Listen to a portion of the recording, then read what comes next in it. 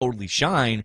And do you have the same crop of guys that can execute that scheme at a high level, right? You're asking this group to execute and dominate the scheme the same way that the Legion of Boom was.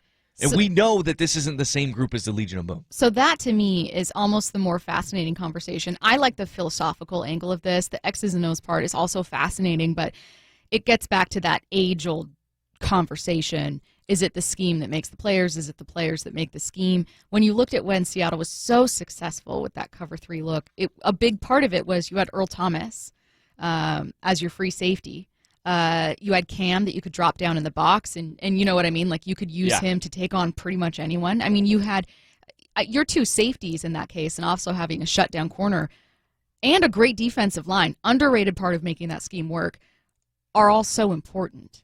Mm-hmm. So when you look at what Seattle's talent has the talent Seattle has right now, do you think that they should be using players differently? Yes, I really do. I really do think that they should be using players differently. What's an example of one player you'd like to be Jamal seeing? Adams. Okay. He needs to be playing more towards the box. He needs to be a guy that's constantly in the hook to curl area of the field, like they did with Cam Chancellor, and using him in cover 3 buzz, and using him as, if they're going to play man to man, I want him to be the robber guy that's playing that underneath void of the zone.